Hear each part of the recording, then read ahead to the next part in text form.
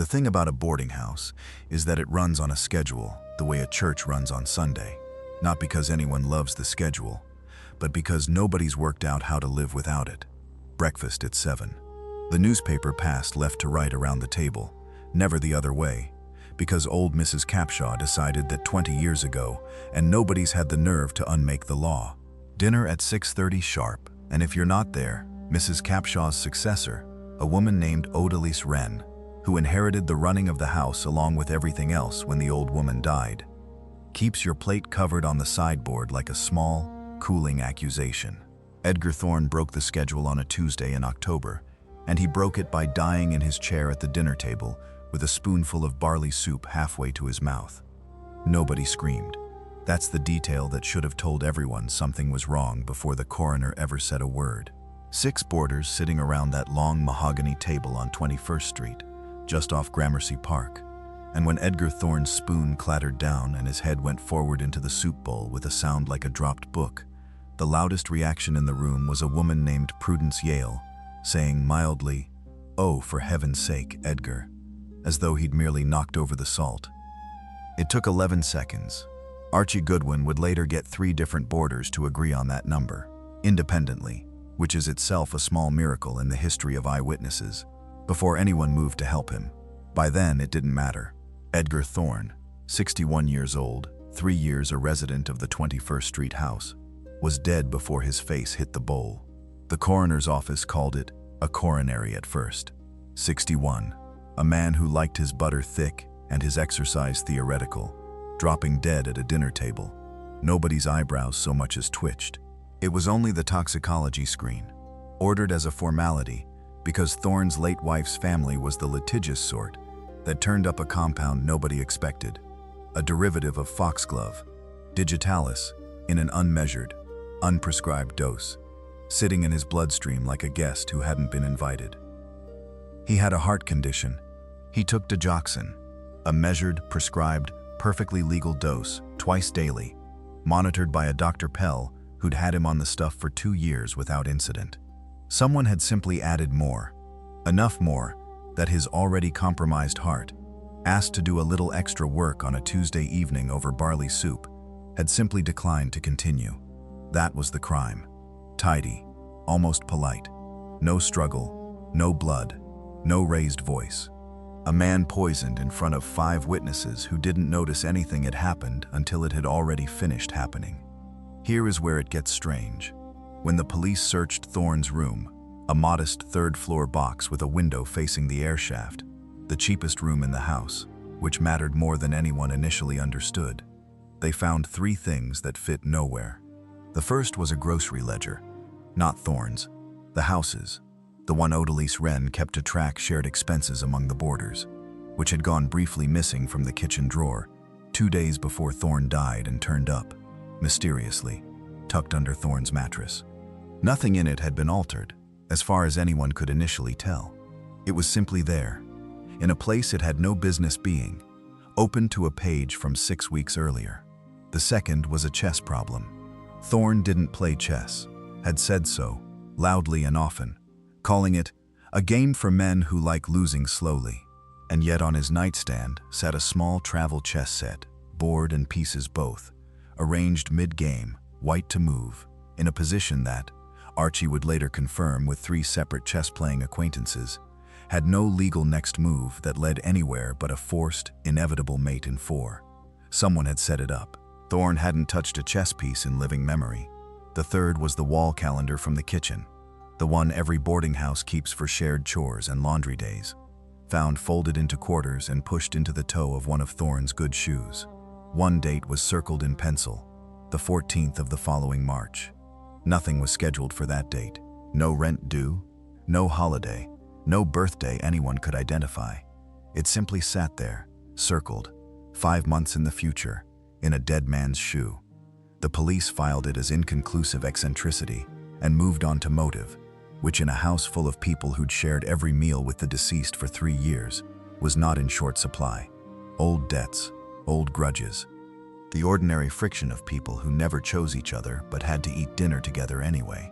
What nobody at the 21st Street house understood What they wouldn't understand until a fat man in a brownstone 40 blocks north got curious about a grocery ledger was that Edgar Thorne hadn't been murdered by anyone who hated him. He'd been murdered by an equation. And the equation wasn't finished. Bramble started circling the rug in front of the office door at 9:40 in the morning, which in the private language we'd built up over years of living with the animal meant somebody's coming, and they're nervous about it. He's got about 6 different tells depending on the visitor: a flat-eared stillness for trouble, a low tail wag for a friend, a kind of stiff-legged pace for a stranger who matters. The circling is reserved for people who are about to ask Wolfe for something and don't yet know how badly they need it. I was at my desk pretending to do the orchid germination records, which is a job I do about as well as Wolfe plays shortstop, when the bell rang at 5 to 10. Bramble had given us a solid 15 minutes warning, which meant whoever was outside had walked the block twice before working up the nerve. I opened the door on a woman somewhere on the north side of 50, dressed like she'd put real thought into looking like she hadn't put any thought into it. A good coat, deliberately last year's hat, the kind of careful unpolish that costs more than polish does. "Odalise Wren," she said, and her hand, when I shook it, had the particular dryness of someone who hadn't slept right in a week. Whistler did his thing in the hall the way he always does. Ambled over, gave her a long, unhurried sniff at the hem of her coat, sat down in front of her, and looked up with that calm, black and tan face that asks no questions and answers none either. He didn't withdraw, didn't go stiff, just sat, which from Whistler is a kind of clean bill of health, character-wise, though I've learned the hard way that Whistler reads honesty, not innocence, and a person can be perfectly honest about something they did on purpose. "He's lovely," Mrs. Wren said, in a voice that suggested she hadn't expected to be charmed by anything that morning. "He's got opinions," I said, and showed her into the office. Wolfe was behind his desk with the morning's 3rd beer at the half-finished mark, and when I made the introduction, boarding house on 21st Street, dead boarder, peculiar findings, insurance attorneys breathing down somebody's neck, he didn't look up from the orchid catalog he was pretending to read until I said the words, "Grocery ledger found under the dead man's mattress." That got him. He set the catalog down with the specific, deliberate slowness of a man trying not to look interested and failing. "Sit down, Mrs. Wren," he said. "Archie, beer for our guest, if she wants it. And the dossier file once she's told us what she came to tell us, not what she's rehearsed." Mrs. Wren sat. She did not look like a woman who rehearsed easily, but she'd clearly tried. "Mr. Thorne died at my dinner table 11 days ago," she said. "The police have decided it was poison. His heart medicine, somehow given to him in too high a dose. They've questioned everyone in the house twice. They keep asking who hated him enough to do it. I don't think that's the right question, Mr. Wolfe, and I don't know how to make them understand why. Why isn't it the right question? Because nobody hated him." She said it flatly, like a fact she'd tested and retested. Edgar was difficult, certainly, particular about his soup, cheap with the household fund, the sort of man who'd correct your grammar at his own expense. But difficult isn't dead. I've had worse boarders than Edgar Thorne, and never once worried for their lives. Wolfe's eyes had gone to that particular half-lidded stillness. That means he stopped listening to the words and started listening to the shape underneath them. "Tell me about the grocery ledger." She blinked. "How did you—" "Mr. Goodwin mentioned it. Tell me." "It's the household account book. I keep it for shared expenses, food, coal, repairs to the common rooms, split among the boarders by a formula based on how long each has lived in the house. It went missing from the kitchen drawer 2 days before Edgar died. The police found it under his mattress after. Nothing in it was changed as far as I can tell. It was simply there. And the chess set. Edgar didn't play chess. He said so constantly, usually while criticizing someone who did. There was a board on his nightstand, set up mid-game, when there shouldn't have been a board in that room at all, and a calendar page, folded into a shoe, with a date circled in March. Mrs. Wren's hands had gone still in her lap. "You already know all of this. Why am I here?" Wolfe took up his beer, drank, set it down with the small click of finality he uses when he's decided to commit to something. "Because Mr. Goodwin told me what was found. Mrs. Wren, not what it means. I don't yet know what it means. I suspect it means a great deal, and I suspect you are the only person who can put the pieces of your own household in front of me, in their proper order.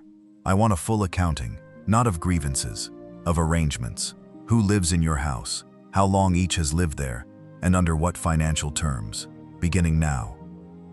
What Odalys Wren gave us over the next 40 minutes was not, on its surface, the stuff of murder. It was the stuff of actuarial tables, and Wolfe listened to it with the attention most men reserve for a good detective novel, which told me, long before he said a word about why, that he'd already started doing arithmetic in his head. The house at 21st Street had belonged to her aunt, a Mrs. Honoria Capshaw, dead 4 years now, who'd run it as a boarding house for 3 decades and left behind a will that was, in Mrs. Wren's words, either very wise or very cruel, and I've never decided which. The house itself and its eventual sale, whenever the last original boarder either died or moved out, whichever came last, was to be split among whoever remained in residence at that final moment, in shares determined by length of tenancy. Anyone who left voluntarily before the end forfeited their claim entirely, the share reverting to a small animal shelter Mrs. Capshaw had been fond of. But anyone who died while still resident had their share redistributed, not to the shelter, but split proportionally among the remaining residents, weighted by their own tenancy. My aunt didn't want people leaving, Mrs. Wren said. She wanted loyalty. She got something else. 6 boarders remained, herself not among them since she ran the house rather than rented in it. There was Prudence Yale, 7 years in residence, the longest of anyone, prim and exact, and the one who'd made the soup remark over Thorne's dying body. There was Felix Marsh, a quiet, watchful man of about 40, who worked nights at a print shop and had been there 5 years. There were the Dunmore sisters, Iris and Verity, spinsters in their 60s who'd shared a room for 6 years and functioned, socially, as a single unit. There was a young man named Cyrus Wexler, barely 2 years in residence, who Mrs. Wren described, with visible reluctance, as always doing sums in his head about things that weren't his business. And there had been Edgar Thorne, 3 years, cheapest room, dead. What were the percentages? Wolfe asked. Before Thorne died, Mrs. Wren produced a folded paper from her coat. She'd come prepared for this question at least, even if she hadn't known to expect it. The math was simple in structure and brutal in implication. Tenancy years, divided by total tenancy years among all residents, equaled share. Prudence Yale's 7 years made her the largest stakeholder by a healthy margin. The Dunmore sisters, combined, came close behind her. Marsh held a respectable middle share. Wexler, with his 2 years, held the smallest slice of anyone, smaller even than Thorne's 3. And after Thorne's death, Wolfe said, "Recalculate." It took Mrs. Wren a moment with a pencil, and when she finished, she looked up with the particular expression of someone who's just heard a number say something she didn't want it to say. Wexler's share had nearly doubled, not because he'd inherited Thorne's years directly. The redistribution wasn't that crude, but because the formula weighted remaining tenancies against a shrinking total pool. And Wexler, with the least invested and the most theoretically to gain from a smaller field, benefited disproportionately from any single death, almost regardless of whose death it was. The math simply favored the newest, hungriest stakeholder whenever the field narrowed. "Does Mr. Wexler know that?" Wolfe asked. "He's the one who explained the formula to me in the first place," Mrs. Wren said miserably. "He asked my aunt's solicitor for a copy of the full trust document the week he moved in. Said he liked to understand what he was a part of." Wolfe folded his hands over his stomach, which is the posture he adopts when a fact has confirmed a suspicion rather than created one. "Mrs. Wren, you did not come here this morning because you suspect Mr. Wexler. No. Tell me why not." She hesitated, and when she answered, it wasn't an alibi she offered. It was a complication, because he wasn't the only one who understood the formula. Edgar understood it too. Edgar understood it better than any of us. He used to recalculate it himself, every few months, for sport, write the new percentages on a scrap of paper, and leave it on the hall table, like a weather report nobody asked for. He'd been doing it for a year before he died. I think, Mr. Wolfe, that he might have known something the rest of us didn't. I think that's why he died. not because of who he was to anyone at that table, because of what the numbers were about to do. The official theory arrived in the form of a lieutenant named Garrett Doheny, who called at 11:30, Bramble flagging the phone's ring itself with a sharp little bark, which is a separate and much funnier trick than the doorbell one, and asked, with the strained courtesy of a man who already suspects he's wasting his breath, whether Wolfe had gotten himself hired by the boarding house crowd. "I have a client," Wolfe said. "What's your theory, Mr. Doheny? Mrs. Wren tells me you've questioned the household twice." Doheny's theory, delivered over the next 10 minutes with the confidence of a man reading from a report he'd written himself, was this: Edgar Thorne had been disliked. Not by everyone equally, but disliked in the specific accumulated way that happens when a man spends 3 years correcting people's grammar and complaining about soup portions. The leading suspect, by Doheny's accounting, was Prudence Yale, 7 years in the house, longest-standing resident, a woman who'd had a public dispute with Thorne 8 months prior over the thermostat, of all things, that had escalated into a shouting match 3 boarders independently described as ugly. She had access to his medication. Everyone in the house did, since Thorne kept it on the kitchen shelf rather than locked away, a habit half the household had complained about. She had motive, in the form of 3 years of accumulated irritation, and she had, in Doheny's words, the only real grudge anybody's described in any detail.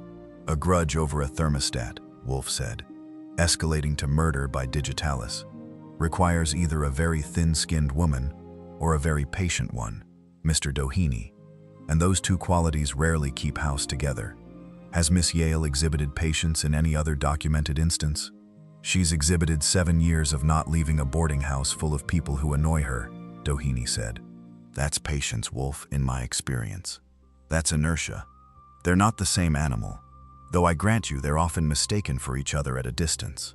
Wolfe shifted in his chair, the only chair built to his specifications, the only one he tolerates for any length of time, and a man who notices furniture the way I notice it learns to read a great deal into a shift of that particular bulk. Tell me, has anyone examined why Mr. Thorne kept his medication in plain view on a kitchen shelf when the house apparently has, by your own evidence, at least one occupant inclined to study formulas, percentages, and the precise mechanics of who benefits from whose absence? There was a pause on the line that I recognized. It's the pause of a man who's heard a question he doesn't have an answer for, and is trying to decide whether to admit it. You're talking about Wexler, Doheny said finally. I'm talking about the shape of a crime that took 11 seconds to kill a man, and 5 months, apparently, to plan a calendar date nobody can yet explain. A thermostat grudge doesn't produce a folded calendar page hidden in a shoe with a date 5 months in the future circled on it. Mr. Doheny, a thermostat grudge produces shouting and slammed doors and, at its absolute worst, a slapped face. It does not produce patience of that particular mathematical flavor. Maybe the calendar's nothing.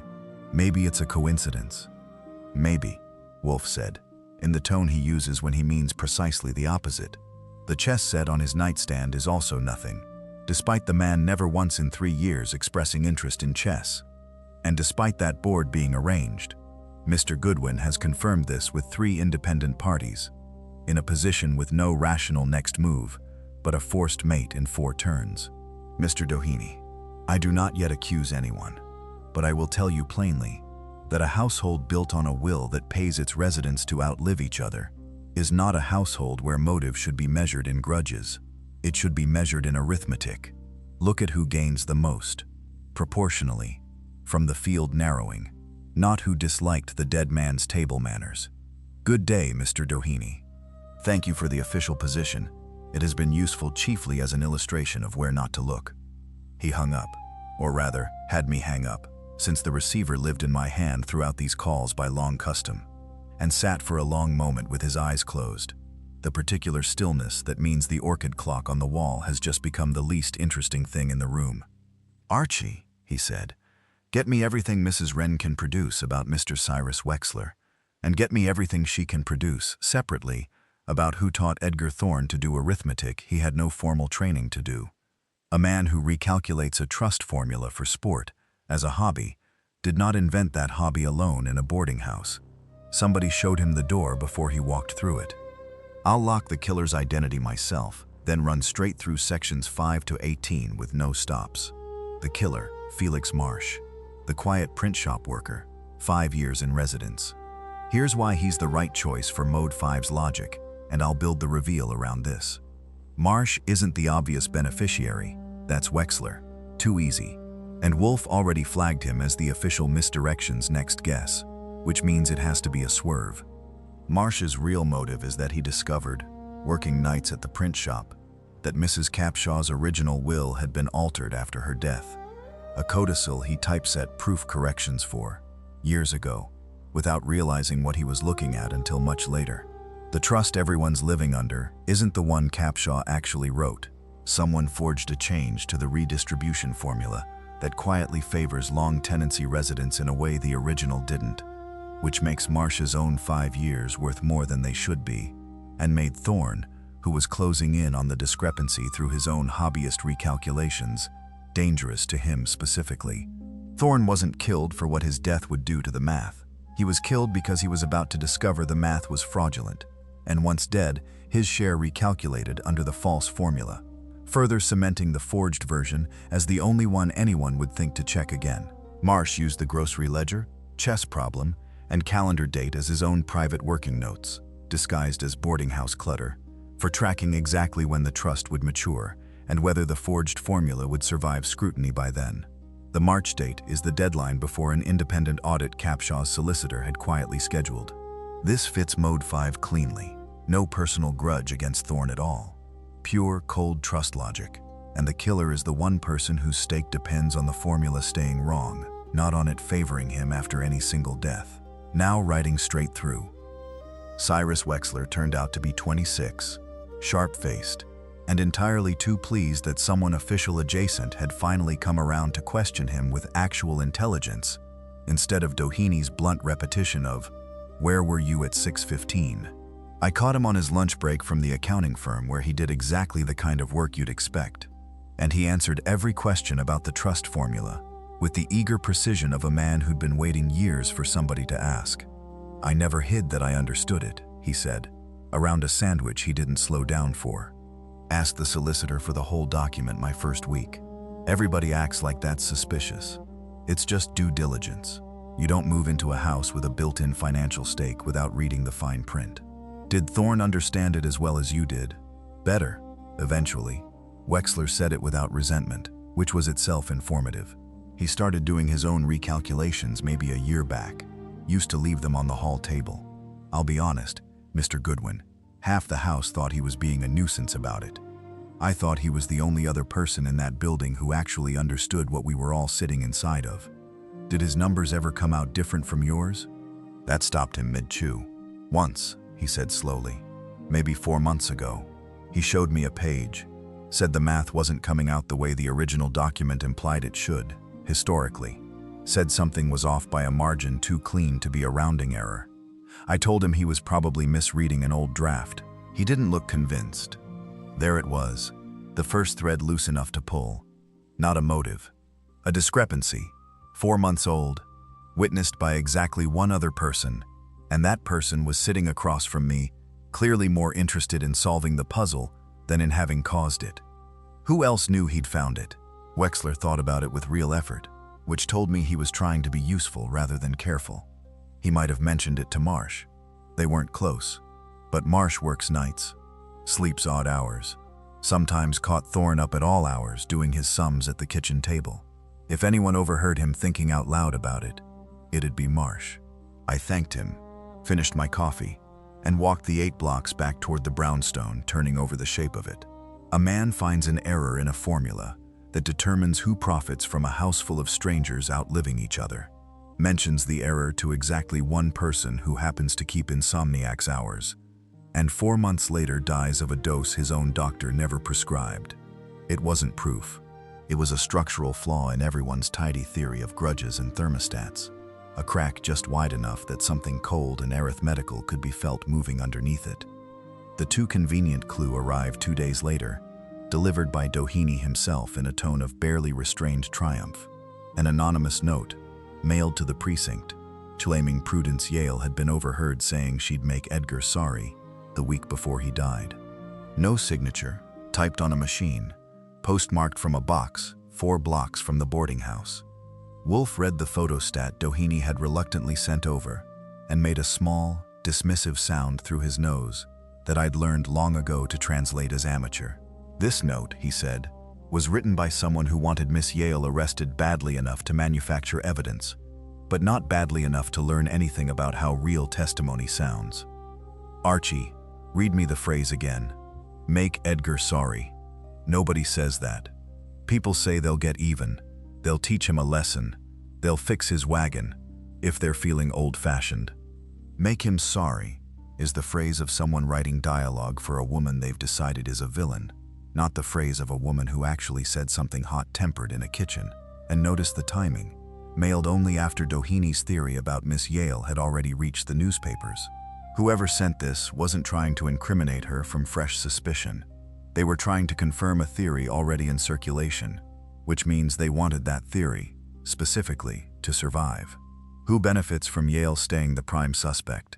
Everyone whose own numbers look worse under closer inspection, Wolfe said, which, at present, describes the entire household equally, which is why the note tells us less about who sent it than about the fact that someone in that house is frightened enough of further questions to manufacture a stopping point. Fear of that specific shape, wanting the investigation to conclude, not merely to point elsewhere, is its own kind of confession, Archie, even if it doesn't yet have a name attached. He had me draft a polite, useless-sounding letter back to Doheny, suggesting the note be handwriting analyzed against typewriters in the house. Not because he expected it to find anything, a typed note erases that kind of evidence by design, but because, as he put it, I want it known, inside that house, that the forgery was noticed and not believed. Pressure applied to a false trail tends to flush the maker of it into a more interesting mistake. I went back to 21st Street the next afternoon, under the thin cover of following up administrative questions for Mrs. Wren's insurance claim, which got me through the door and into the kitchen, where Felix Marsh was eating a late breakfast before his night shift, looking like a man who slept exactly as much as his schedule allowed, and not a minute more. Wolfe's instructions had been specific and, on their face, almost insultingly boring. Ask about routines, who eats when, who's awake when, who has keys to what. Nothing about motive, nothing about Thorne directly, just the dull architecture of a household's daily clockwork. Marsh answered everything with the patient thoroughness of a man being interviewed for a job he didn't particularly want, but wasn't going to lose through rudeness. He worked the print shop's overnight proofing shift, 6 p.m. to 2 a.m., which put him out of the house at dinner, except Tuesdays, his one night off, which happened, I noted without comment, to be the night Thorne died. He had a key to the house, same as every boarder. No, he didn't have a key to the medication cabinet, because there wasn't one. Thorne kept his digoxin on the kitchen shelf in a brown bottle next to the cooking sherry, an arrangement Marsh himself had once suggested might be unwise. For what it's worth, which apparently wasn't much. You said that to him? About the medicine being out in the open? More than once. He liked it where he could see it. Said locked cabinets were for people who didn't trust their housemates, and he trusted us fine. A small, humorless smile. Turned out to be a miscalculation. It was the word that caught. Miscalculation. Dropped so naturally I almost let it slide past. A print shop man, talking about a death, reaching for the language of arithmetic rather than the language of grief or guilt. I filed it without remark and kept asking dull questions. When does the household do laundry? Who handles the coal deliveries? Does anyone besides Mrs. Wren keep a key to the strongbox where the trust documents are stored? I don't know, Marsh said, to that last one, just a half second too fast for a man who claimed not to know. Probably just Mrs. Wren. Why would any of us need it?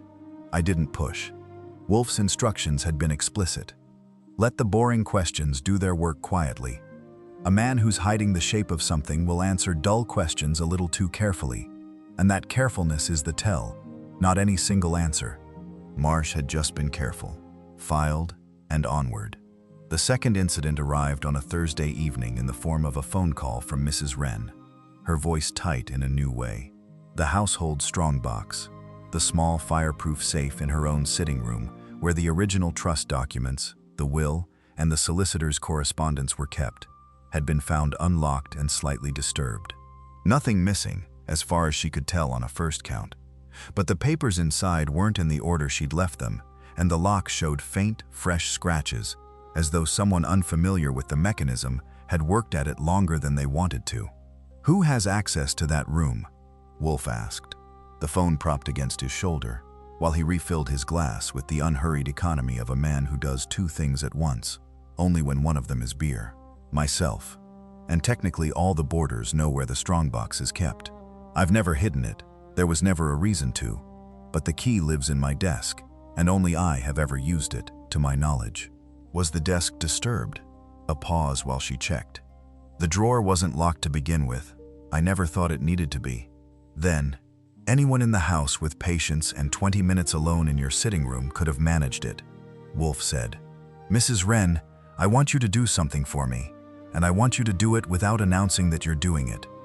Tell the household casually, over dinner, that the solicitor has scheduled an independent audit of the trust documents.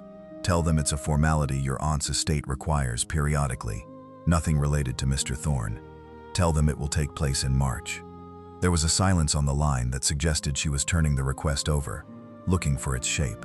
"There is an audit scheduled," she said slowly. "I'd nearly forgotten. The solicitor mentioned it months ago, said it was standard for trusts of this size eventually. March 14th, I believe." Archie, across the room from where I sat taking notes, felt something cold move down the back of his neck before his brain had finished catching up to why. "The 14th of March, Wolfe repeated, very quietly, "is the date that was circled on the calendar found folded in Mr. Thorne's shoe." Nobody said anything for a moment. Even over the telephone wire, I could hear Mrs. Wren not breathing. "Mrs. Wren," Wolfe said, "I would like you to tell the household about the audit at dinner tomorrow evening. Watch their faces when you say the date. Don't watch for guilt. Most people are better at hiding guilt than you'd hope. Watch for relief, or its absence. A person expecting that audit to clear them will look almost bored by the news. A person who has been racing that date in private will, for one unguarded half-second, look like a man who's just heard a clock start ticking faster than he'd planned for." Mrs. Wren called back the following night, an hour after dinner, and her voice had the careful flatness of someone trying not to sound as rattled as she was. "I told them," she said, "casually, like you said. Most of them just nodded." Prudence asked if she needed to provide anything. Iris and Verity barely looked up from their plates. Cyrus asked a few sharp questions about scope, which is just Cyrus being Cyrus. She paused. Felix didn't say anything at all. He went very still, and then he asked to be excused before dessert. Said he wasn't feeling well. "He's never once left a meal early in 5 years, Mr. Wolfe. Not once." Wolfe received this the way he receives most decisive facts, with no visible change of expression, but with the particular settling of his weight back into the chair that meant a structure had just clicked into place behind his eyes. "Archie," he said, once I'd hung up the phone, "fetch the household ledger photostats Mrs. Wren gave us, and the solicitor's correspondence file.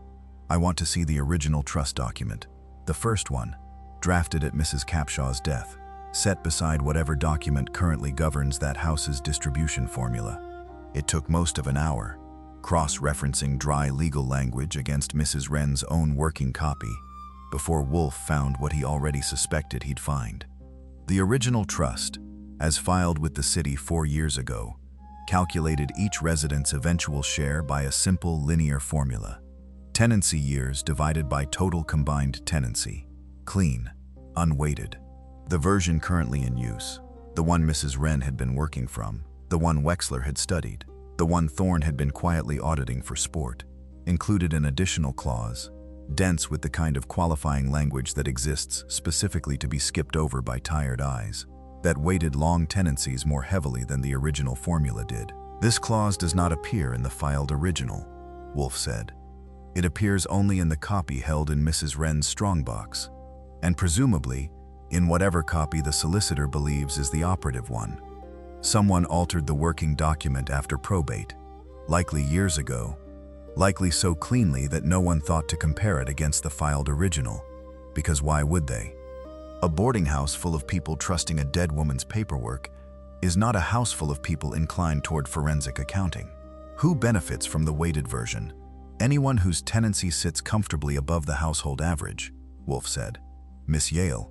Certainly, her 7 years would do well under either formula, so the change matters less to her. The Dunmore sisters, somewhat. But the clearest beneficiary of the altered formula specifically, the person for whom the unweighted original and the weighted current version produce the most divergent results, is a man with 5 years tenancy in a house where the average skews lower. Mr. Marsh's position improves substantially under the false document and only modestly under the true one. And Thorne was closing in on the discrepancy. Thorne was doing arithmetic as a hobby, with no idea he was excavating a fraud, Wolfe said. He found a number that didn't reconcile with an old draft he'd apparently seen once. Mentioned it to Mr. Wexler in passing, kept recalculating for his own satisfaction, and was, by all evidence, 5 months from an independent audit that would have compared the working document against the filed original and exposed the alteration in an afternoon. He did not know he was a threat. That is, Archie. Very often how a man becomes one regardless. I sat with that for a moment.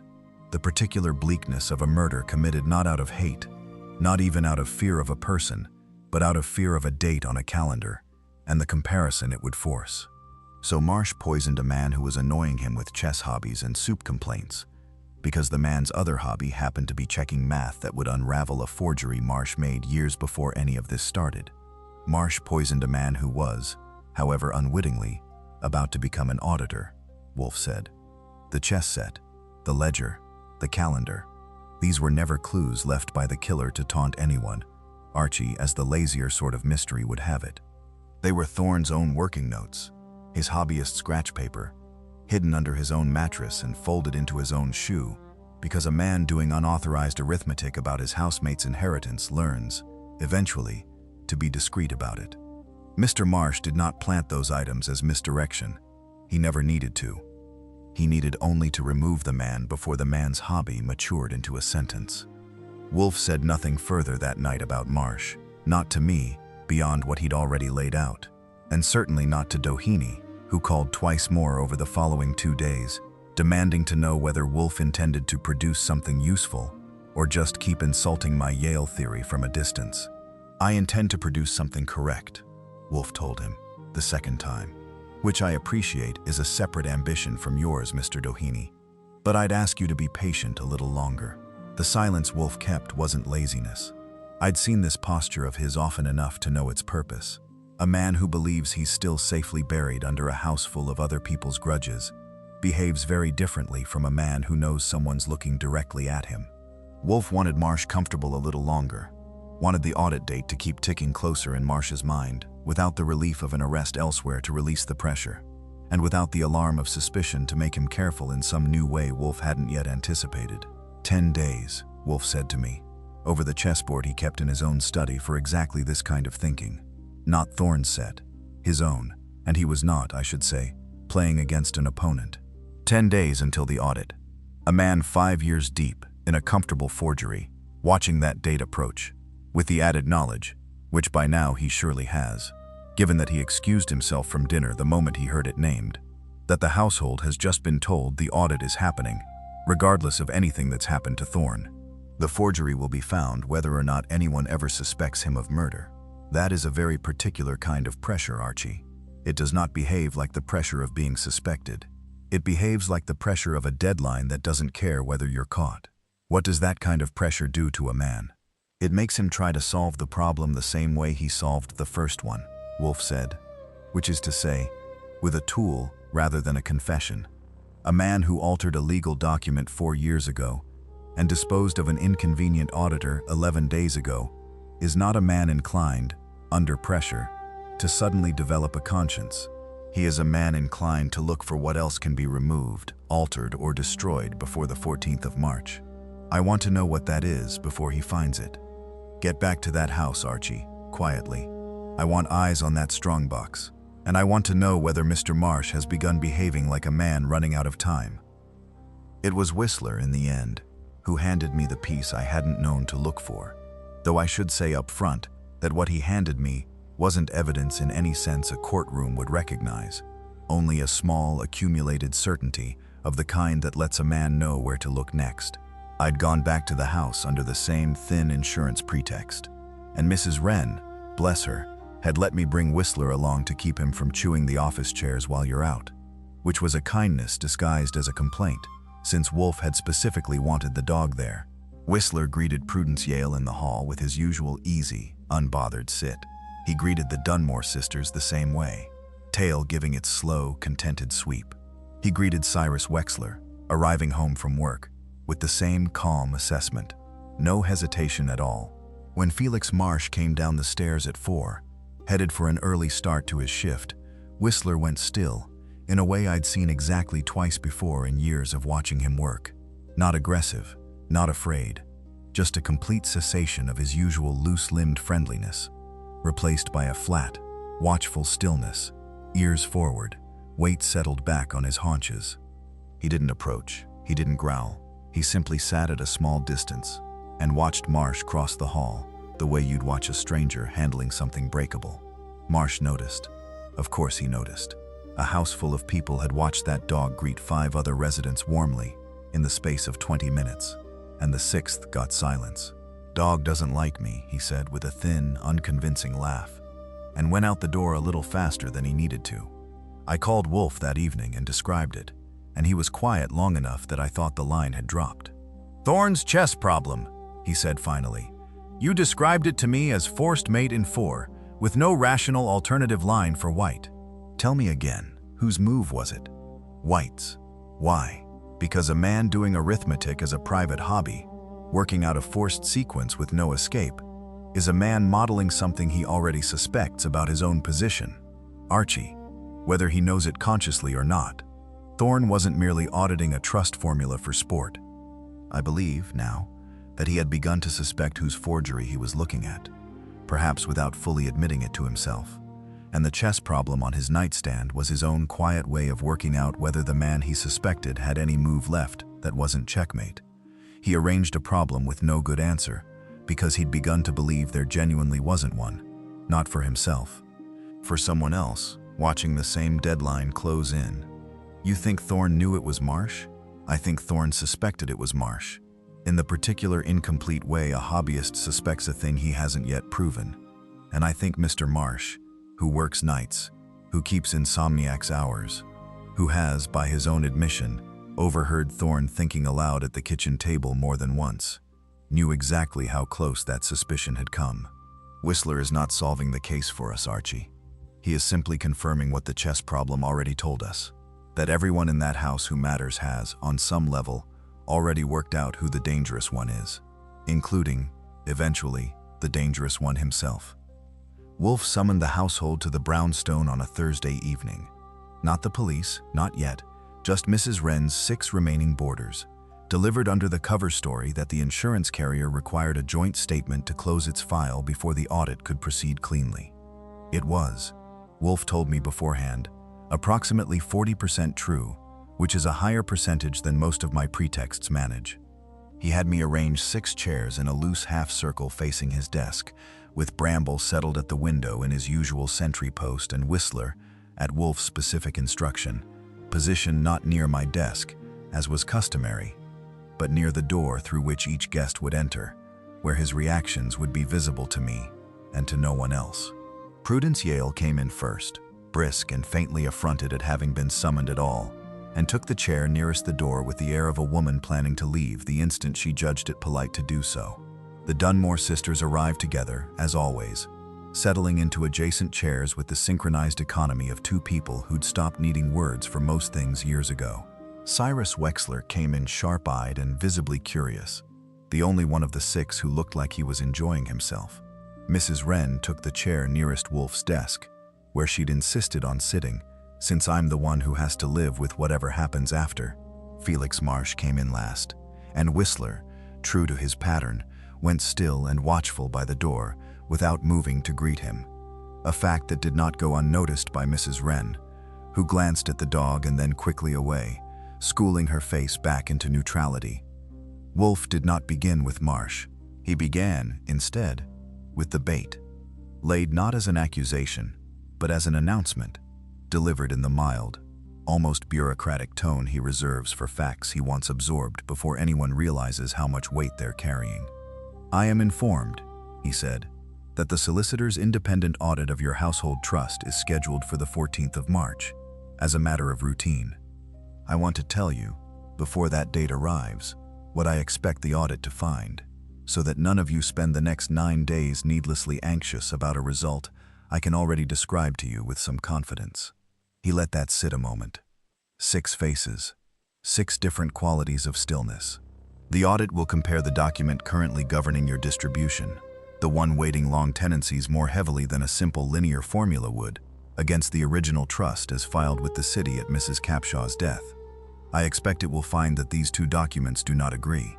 I expect it will find that someone, at some point after probate, altered the working copy your household has relied upon for years.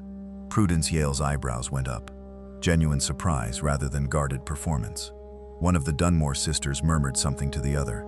Wexler leaned forward, delighted, already doing the math in his head about what an unweighted formula would mean for his own position, which, I noted, would improve under the true document, a fact his face announced without any need for him to say it aloud.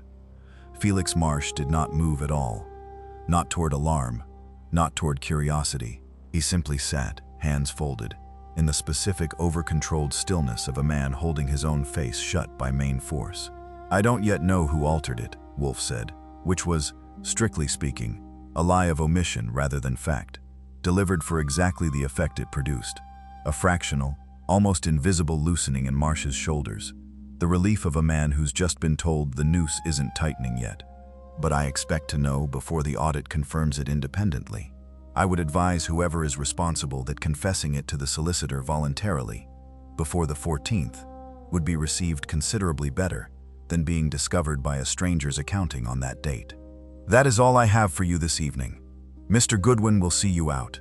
It was a small bait, almost gentle in its phrasing, and Wolfe had built it that way on purpose, because a trap sprung too hard produces panic that runs in unpredictable directions, while a trap sprung softly, with an open door apparently still standing, produces panic that runs toward whatever the panicking man has already decided is his only tool.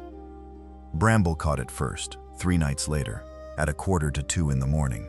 A low, urgent bark from the front room that had me out of bed and at the window before I'd fully decided to be awake. Nothing in the street. No one at the door. I found Wolfe already in his bathrobe in the office doorway, looking, for the first time in this case, mildly alarmed rather than merely interested. The telephone rang at 2 o'clock exactly. Mrs. Wren, her voice thin, with the particular fear of someone who's just woken to a sound in her own house she can't yet explain. "Someone's in my sitting room," she whispered. "I heard the strongbox. I'm in the hall. I didn't want to." "Stay where you are," Wolfe said, with a sharpness I rarely hear from him. "Archie is coming. Do not go in."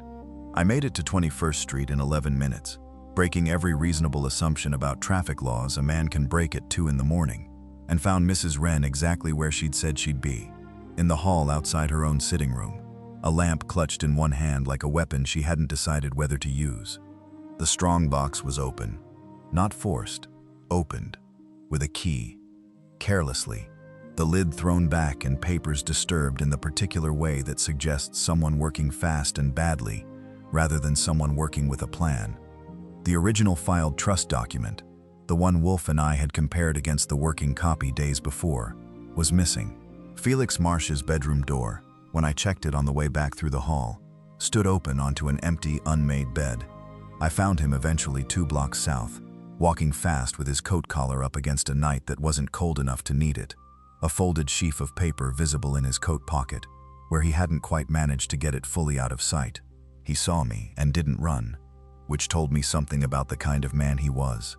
Not reckless, not given to dramatic last gestures, just a man who'd made one bad decision under pressure and was already, visibly, calculating how to survive having made it. "Evening walk," he said, at 2 in the morning, carrying Mrs. Capshaw's filed trust document. He didn't reach for the paper, didn't try to deny it, didn't do anything except stand very still under a street lamp, with the specific defeated posture of a man whose careful 5-year arithmetic had just run out of moves. Which put me in mind, more than I'd have liked, of a chessboard with no rational next line but the one it was already on. I wasn't going to destroy it, he said, finally, quietly. I just needed time to think about what to do with it. That's all. I needed time. You had 9 days, I said. Now you've got considerably less. Come on, Mr. Marsh. Mr. Wolfe would like a word, and I'd very much rather you said the rest of this to him than to a beat cop. I brought him back not to the police station but to the brownstone, on the theory, Wolfe's theory, relayed to me by phone while I still had Marsh standing under that street lamp, that a man caught in the act of a panicked, half-formed crime confesses more completely to a quiet room than to a holding cell, and that the holding cell would still be available afterward if needed. Marsh didn't resist.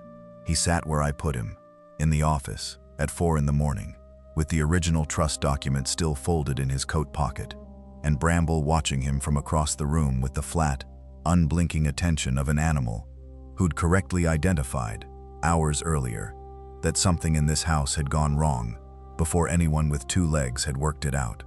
Wolfe, dressed now, beer in hand despite the hour, regarded him for a long moment without speaking. The specific silence he uses when he wants a guilty man to fill it himself rather than be filled. I didn't plan to take it tonight, Marsh said eventually, into that silence, the words coming out in the loose, slightly disordered rhythm of someone too tired and too frightened to keep performing composure. I'd been telling myself for days I had time. Then tonight I just couldn't sleep, and I thought if it's gone, there's no audit to fail. That's all I thought, just make the comparison impossible. I wasn't thinking past that. You were not stealing it to destroy it, Wolfe said. It wasn't a question. I don't know what I was doing, Marsh said, and for the first time something genuine cracked through the careful stillness he'd maintained at every prior interview. I altered that clause 4 years ago. I worked at the print shop that did the solicitor's typesetting. I saw the original draft. I saw what a difference a waiting clause would make to a 5-year tenancy in a low-average household, and I told myself it was a small thing, a fairer thing even, that the original formula punished people for not having been there from the start. I told myself a lot of things. I made the change in the working copy, swapped it into the file Mrs. Wren inherited, and for 4 years nobody looked twice. Then Edgar started doing his sums for fun, and he found the seam. He didn't even know it was a seam. He just knew the numbers didn't reconcile, and he kept poking at it, the way you'd poke at any puzzle, with absolutely no idea he was poking at me. So you removed him, Wolfe said, not from anger, and not from any quarrel a house full of soup and thermostats could explain. You removed him because he was, without malice, becoming an auditor before the audit existed. Marsh's hands, folded in his lap, had begun, almost imperceptibly, to shake. I told myself it wasn't really about him. It was about the deadline. I kept thinking if I just had more time before the real audit, I could find some way to fix the paperwork properly, quietly, without anyone ever. He stopped. That's not true either. I don't think I had a plan. I think I had a problem, and Edgar was the only part of the problem I knew how to make stop. Tell me about the digoxin, Wolfe said. He kept it on the kitchen shelf. Everyone knew that. I'd complained about it myself, once, which I suppose I thought made me safer somehow, as if having objected to the arrangement meant I couldn't be the one to use it. A short, joyless breath that wasn't quite a laugh. I'd read enough, working nights, bored, to know roughly what an overdose would do to a man already on the medication. It wasn't difficult, Mr. Wolfe. That's the part I haven't been able to live with. It wasn't difficult at all. Wolfe convened the household at the brownstone one final time the following evening. Doheny present now, at Wolfe's specific invitation, standing near the door with the posture of a man who'd come prepared to be unconvinced and was already, 10 minutes in, failing at it. The 6 remaining boarders sat in the same half-circle as before, though the chair nearest Wolfe's desk, the one Marsh had occupied, stood empty. He was elsewhere, in considerably less comfortable custody, and Wolfe had insisted the chair be left visibly vacant rather than removed. I will tell you, Wolfe said, exactly what happened in your house, in the order it happened, so that none of you carry forward into the rest of your lives a misunderstanding of who did what to whom. He laid it out the way he always does, without flourish, without theatrical pauses. The facts arranged with the same plain clarity Archie imagines he brings to a chessboard. He's already solved 3 moves ahead of his opponent. 4 years ago, shortly after Mrs. Capshaw's death, the working copy of your household trust was altered. A clause was inserted weighting long tenancies more heavily in the final distribution formula than the original filed document specified. This was not done by anyone in this room tonight. It was done by a man with access to the solicitor's typesetting at the print shop that prepared the documents. A man who would, 4 years later, become your housemate, and whose own modest tenancy would benefit, modestly but meaningfully, from exactly the change he'd made. Prudence Yale's mouth had gone tight and flat. "Felix," she said, not as a question. "Mr. Marsh," Wolfe confirmed. "For 4 years, the fraud cost him nothing in attention, because no one in your household had reason to compare your working document against the original filing. Then, Mr. Thorne, by all accounts a man with no head for figures professionally, but a genuine private appetite for arithmetic as a pastime, began recalculating the household's shares for his own amusement. He noticed, roughly a year ago, that the numbers did not reconcile cleanly against an old draft he recalled seeing. He mentioned this once, in passing, to Mr. Wexler, who dismissed it as a misreading. He did not mention it to Mr. Marsh, so far as I can determine. He did not need to. Mr. Marsh, by his own account, overheard him doing the arithmetic aloud, more than once, during the small hours, and understood, gradually, and then completely, what Thorne's hobby was circling toward. The chess set, Wexler said quietly. The calendar. Mr. Thorne's, both of them, not planted by his killer as misdirection. There was never any need for misdirection, since no one suspected him of anything.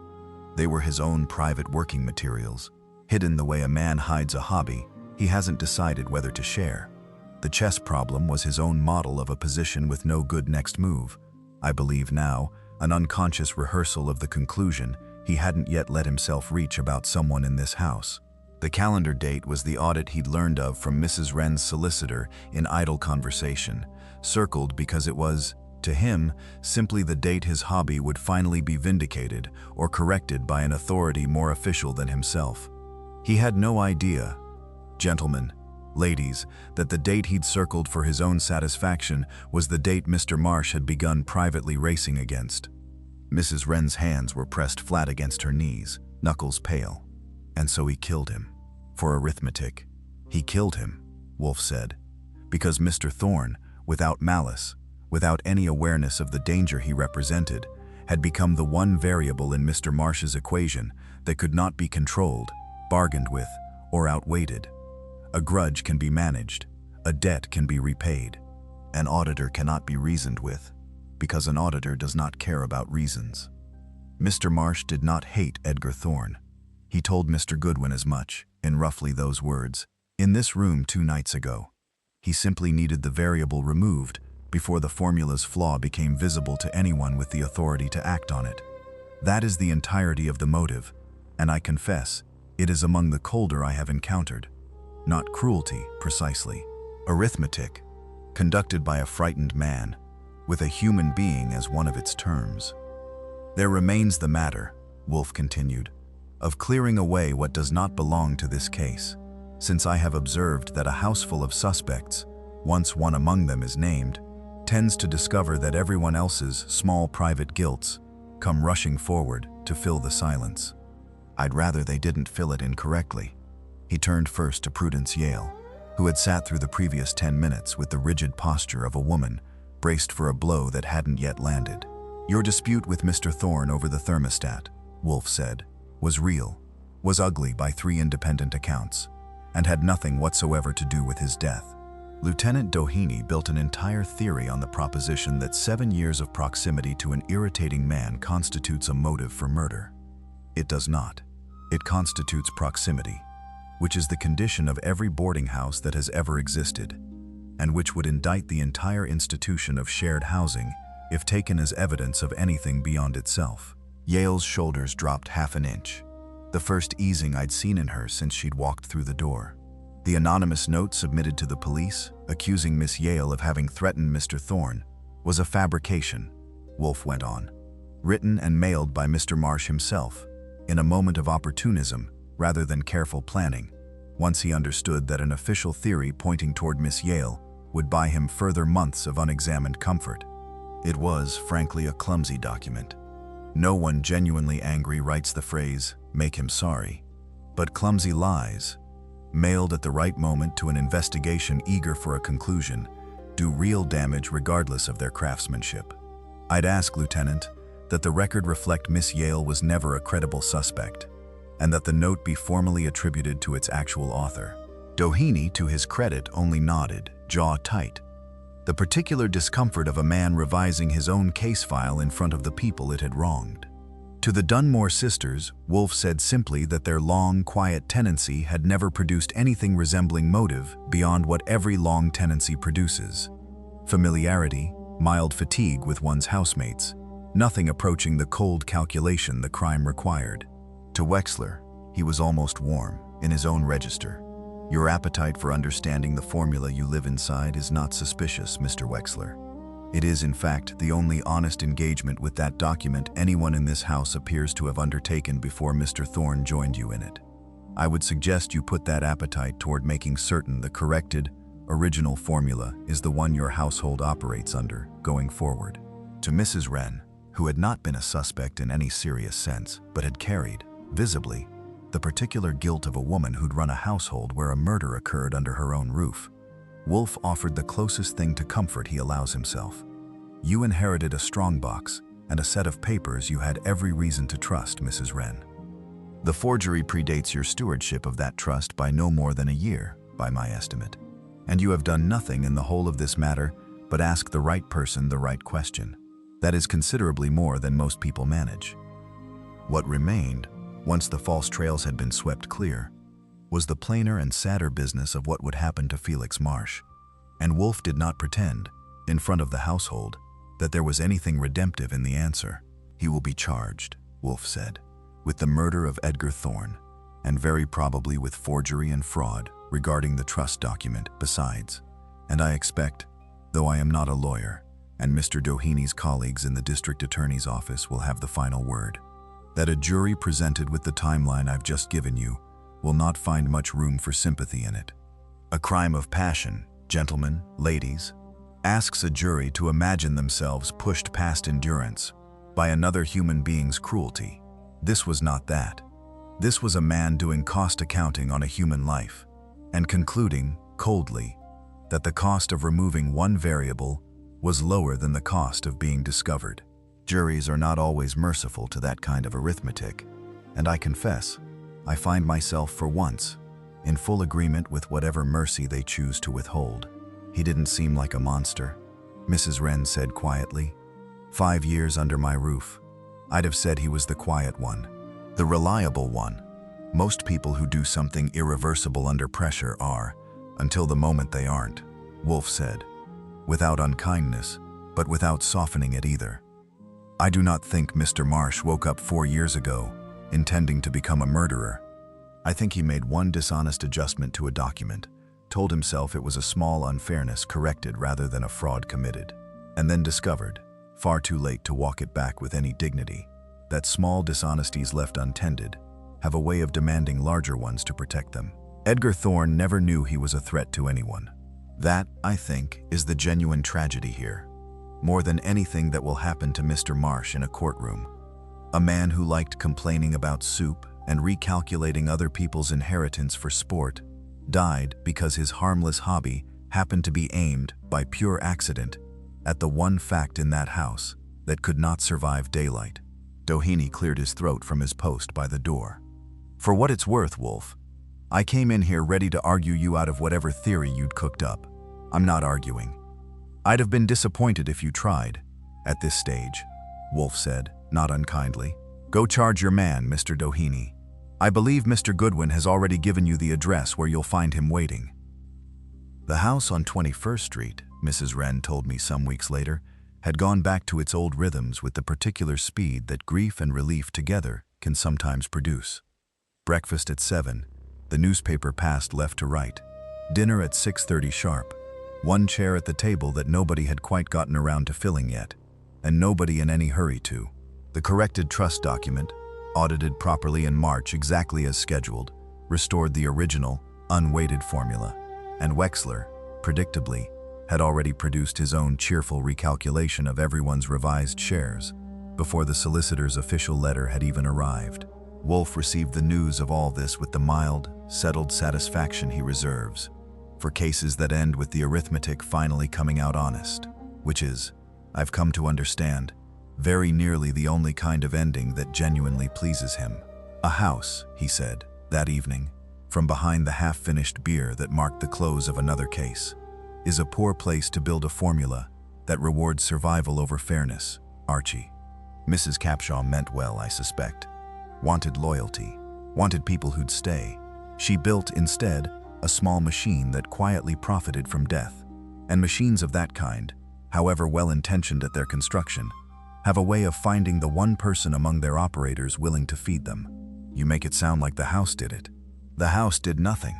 A frightened man did it, and will answer for having done it, as he should.